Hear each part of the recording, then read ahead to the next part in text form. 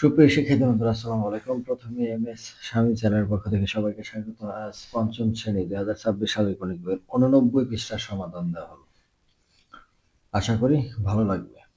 তো শিক্ষার্থী বন্ধুরা, আজ আগেই বলে নেই, ৯০ পৃষ্ঠা পর্যন্ত আমি বলেছিলাম যে ভগ্নাংশের চ্যাপ্টারটা, আর টোটাল ভগ্নাংশের চ্যাপ্টারটা আগামীকাল একটি ভিডিও দিব, সেই ভিডিওতে শেষ হবে। তারপরে শতকরা অধ্যায় শুরু করব। তো এখন আমার চ্যানেলটি যারা সাবস্ক্রাইব করনি, সাবস্ক্রাইব করে পাশে থাকো, যেন পরবর্তী পৃষ্ঠার ভিডিওগুলো সহজে পেতে পারো। তো প্রথমেই ৮৯ পৃষ্ঠা আছে টিক চিহ্ন, সঠিক উত্তরের পাশে টিক চিহ্ন দেই। নিচের কোন তিনটি ভগ্নাংশ 0.25 সমান? এখন 0.25কে আমরা এই ভগ্নাংশে সাধারণ ভগ্নাংশে রূপান্তর করে নিই। তাহলে 0.25কে যদি সাধারণ ভগ্নাংশে রূপান্তর করি তাহলে কত হয়?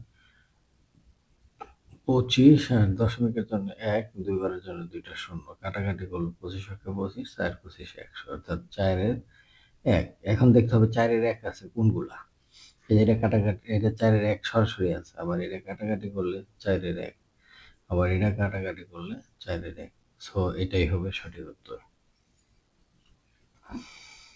তারপর 2 নম্বর, নিচে একটি সাদা কাগজের 0.35 লাল রং করলো, কাগজের কত অংশ সাদা রইল? তো আমাদের হিসাবটা এটা দুই ভাবে করা যায়। একটা হচ্ছে যে টোটাল সাদা কাগজের অংশটা হলো 1 ধরে নিই আমরা, 1 থেকে এটা বিয়োগ করব। তার বিয়োগের সিস্টেমটা হচ্ছে এরকম যে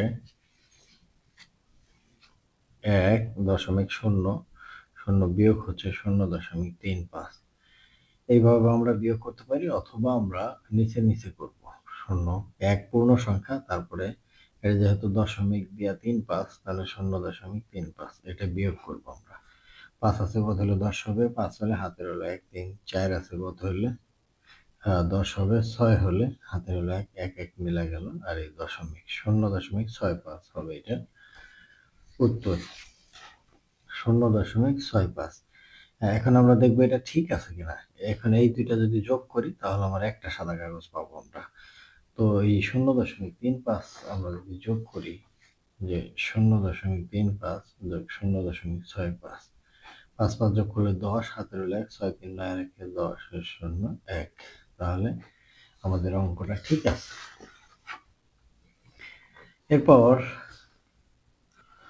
এরপর আছে 87 গুণ 0.001। তো এইটার আমরা প্রথমে গুণ করব। 0.00 মনে করি নাই, 1 দ্বারা এটারে গুণ করলে এই 87 অক্ষে 87 হয়। কয় ঘর পর দশমিক? 1 2 3, 1 2 3, 3 ঘর বলতে আর একটা শূন্য দিয়ে আমাদের দশমিক বসাইতে হবে। এটা হতে হবে 0.087। কোথায় আছে? এই যে লাস্টে। দশমিকের আগে শূন্য দিলেও হবে, না দিলেও হবে। এরপর 4 নম্বর, 57.7 ভাগ 10।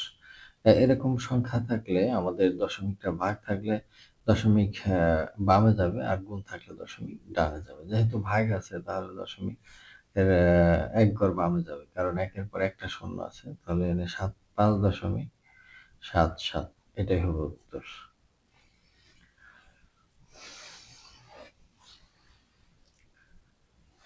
এখন নিচের সংখ্যাগুলোকে সংখ্যার আকারে প্রকাশ করি। এখন এখানে 8 0.881, 0.88 তো এখানে, 8 9 আবার এখানে, তাহলে 881 হচ্ছে এইটা, এটা হচ্ছে 0.881। তারপরে 8 2, 8 3 4 5 6 7 8 9, এই যে এটা হচ্ছে 0.889, এই যে এইটা, এই বিন্দুটা, এই বিন্দুটা আগেরটা, এটা পরেরটা। এরপর আছে 8 9, 8 9, এটা হলো 8 9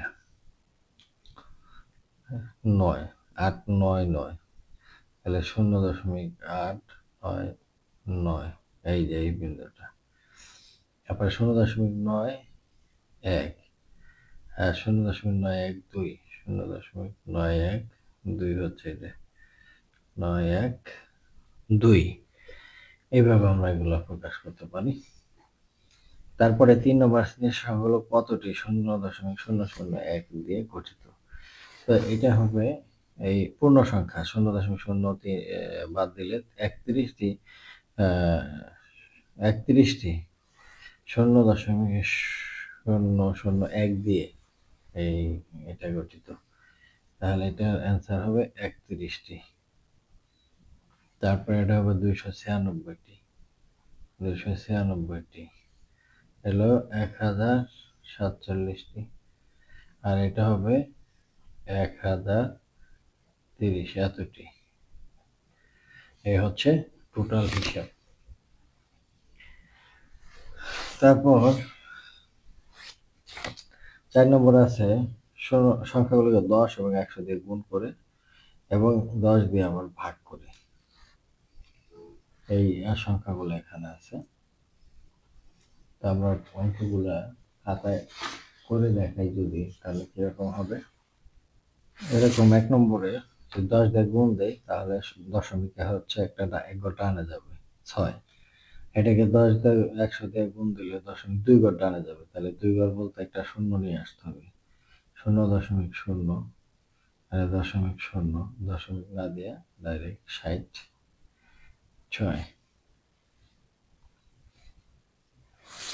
এরপরে 10 দিয়ে গুণ দিলে এটা দশমিক 1 ঘর ডাইনে যায় 4.9।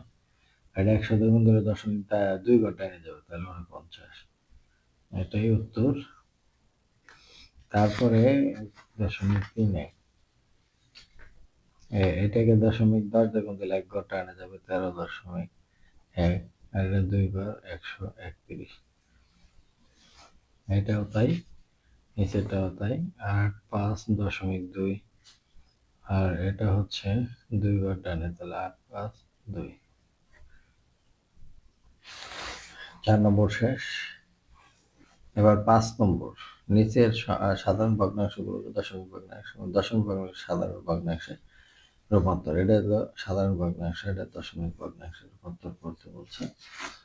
তো আমরা এইভাবে করব যে 3 ভাগ 3-এর মধ্যে যায় না 0.0, 30-এর মধ্যে যায় একবার 25। 5 আছে বোতলে 10 হবে 5। হাতের আছে 2 3 মিলে 5। এখন একটা শূন্য আনি 2 বার 50। এই হচ্ছে 0.12 এর আনসার হবে 0.12। এরপরে এটা আবার 4 3.0 4 7 28 2 একটা 0 5 4 20। এটা আনসার হবে 0.75। এবার দশমিক আছে 3টা, এই দশমিকগুলোকে সাধারণ ভগ্নাংশে রূপান্তর করতে হবে। তো প্রথমেই যে অঙ্কটা আছে যে 0.6, তো এই 6 বসালাম দশমিকের জন্য 1, তারপরে 1 ঘর খালি, এই জন্য একটা শূন্য, কাটাকাটি করলে 3/5 এইটা। তারপরে আছে 0.25 25/100, তাহলে এটা কাটলে 4/25 100। আবার তার নিচেরটা 0.75 এটাকে কি করতে হবে, এই দশমিকের জন্য 1, তারপরে 3 ঘরের জন্য 3টা শূন্য, 75।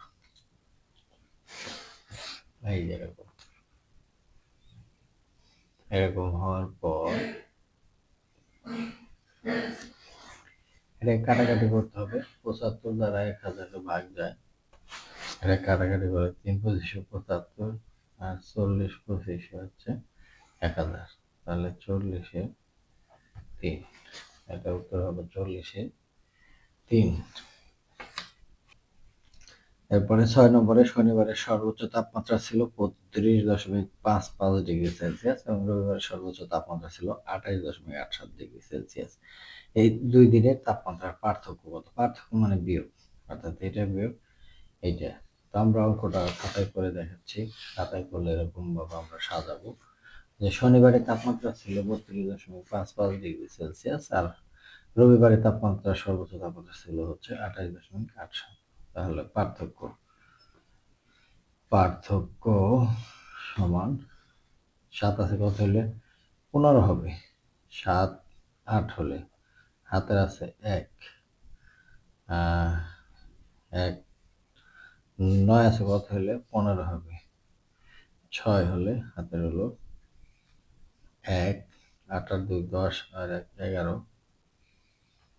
৩ ২ ৫ আর ১ ৬, ৬১.৬৮ ডিগ্রি সেলসিয়াস। সরি শিক্ষার্থী বন্ধুরা, এটা আসলে বিয়োগ করতে হবে, আমি আসলে যোগ করে ফেলেছি শেষের অংশটা। আমি আবার করে দেখাচ্ছি। ৭ আছে কত হলে ১৫ হবে, ৮ হলে হাতের হলে ১, ৮ আর ১ ৯, ৯ আছে কত হলে ১৫, ৬ হলে হাতের আছে হলে ১, ৮ ৯ আছে কত হলে ১২ হবে, ৩ হাতের আছে হলো ১, ২ ৩ ৩ মিলে গেল ০, অর্থাৎ পার্থক্যটা ৩.৬৮ ডিগ্রি সেলসিয়াস। এখন নিচের প্রশ্নগুলোর উত্তর দেই। কতগুলো ০.১ দিয়ে ৩.৫ গঠিত? ৩৫টি। ঠিক আছে? তারপরে কতগুলো ০.০১ দিয়ে এই ১.০৪ গঠিত? ১০৪। এটা ১০৪ হবে, এটা ৩৫ হবে, আর এটা হবে টোটালটাই ২৩,৪৫৬। এতটি দিয়ে এত গঠন করা যায়। তো শিক্ষার্থী বন্ধুরা আজ এই পর্যন্তই। দেখা হবে পরবর্তী পৃষ্ঠার ভিডিও নিয়ে। সে পর্যন্ত সবাই সুস্থ থাকবে। ধন্যবাদ সবাইকে।